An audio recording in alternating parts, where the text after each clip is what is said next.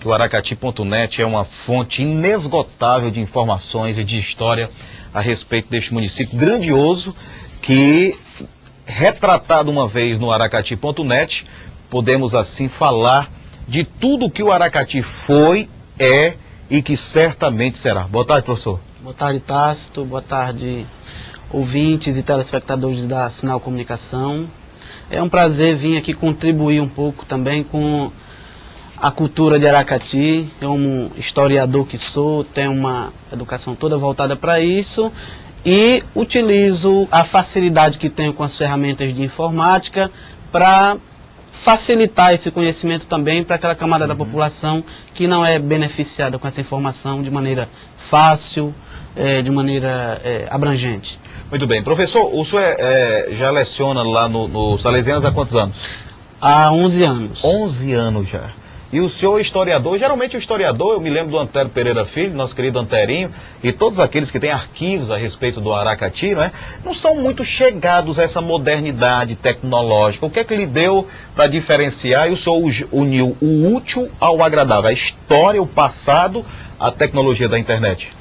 Olha, quanto aos estudiosos de Aracati, eu admiro muito o historiador Anterinho, considero o maior historiador de Aracati, o maior conhecedor vivo da história do Aracati, a colega Socorro Matos, a Rosângela Ponciano, que tem um arquivo visual muito importante, e que muitas vezes as pessoas não têm a facilidade de tornar público. Muitas vezes, por a dificuldade de você chegar a uma gráfica, todo esse processo que leva à publicação para fazer um trabalho bem feito, eles ficam...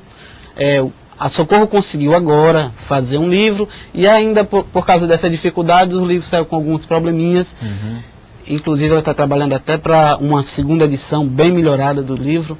E eu aproveito, como tenho essa oportunidade, tenho uma facilidade dentro da informática, eu sou praticamente autodidata, mas domino bastante ferramentas de edição de vídeo. Inclusive eu posso citar aqui colegas meus que começaram nas atividades junto comigo, como é o caso do Janailson, que é um ótimo profissional na área do áudio, o Neto, o Alisson, que trabalha aqui também, que quando esteve começando, são pessoas que me procuraram para dar aquele empurrãozinho no começo, há 9 anos que eu trabalho com informática, não é muito tempo, mas já deu para dar um toque para muita gente, E eu tenho essa facilidade e não sou pesquisador por não ter tempo de ir atrás, de fazer as entrevistas, de coletar os dados, mas eu praticamente sou um compilador.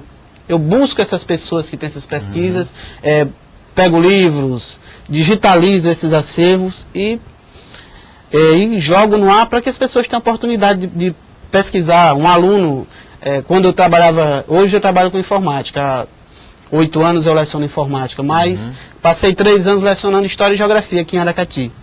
E quando eu passava um trabalho com meus alunos, eu via que eles tinham dificuldade de encontrar.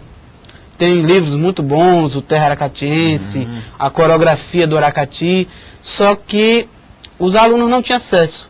Esses livros são antigos, da década de 70, da década de 60, e as pessoas que têm praticamente os guardam como um tesouro para a sua cultura. O meu Terra Aracatiense, escrito pelo Abelardo Velho, eu tenho guardado debaixo da minha cama, para ninguém não pode nem olhar. É uma relíquia. Então, esses tesouros, eles têm que ser publicados, eles têm que ser divulgados, Eu consegui com o Pompeu, com o Abelardo Pompeu, a autorização, vou colocar o livro do Abelardo Velho, que foi uma contribuição incrível. A mesma preocupação que o Abelardo teve na época dele, que era de divulgar, ele construiu a coreografia para auxiliar os professores do Colégio Barão Carvalho, Barão de Aracati na época, que eles não tinham esse conteúdo sistematizado para passar para os alunos. Então essa preocupação de passar agora nessa nova versão, que a internet ela traz essa facilidade, para que se possa divulgar esse material. Inclusive no Japão, eles inventaram os livros, que o sujeito, é só o áudio. O sujeito, ele não lê o livro, ele ouve o livro. Um negócio interessantíssimo, não é? É uma coisa do outro mundo, quer dizer, a tecnologia cada vez mais se achega a nós. Deixa eu perguntar ao professor Luiz Reis, que eu também sou assim um admirador apenas dessa questão tecnológica e da internet, porque na nossa profissão, a gente que lida com comunicação, a gente não pode se abster da internet. Qual é a diferença, por exemplo, no Aracati, não é aracati.com.br, é aracati.net. Qual é a diferença do .com, do .com.br e do .net ou outros pontos da vida? Para você ter um domínio .com.br, você tem que ser pessoa jurídica, você tem que ser uma empresa e que, muitas vezes, no caso do Aracati, como são várias pessoas que solicitam o domínio.com.br, a sua empresa, sua pessoa jurídica, tem que ter uma identidade com o nome Aracati. Por exemplo, a empresa Aracati Comercial de Bebidas, então poderia ter um aracati.com.br. Mas, no meu caso, como tem uma empresa, minha empresa é a Netlink, certo? Então eu não associou um nome ao outro. Então eu tive que adquirir um domínio internacional, que é o .com ou .net. No meu caso, eu optei pelo .net para poder ter esse domínio. Eu gostaria muito de adquirir o .com.br. Talvez no futuro eu possa procurar esse caminho. Mas a preferência não é da questão institucional, por exemplo, da própria prefeitura, né? Mas aí se adequa a questão do org ou do gov.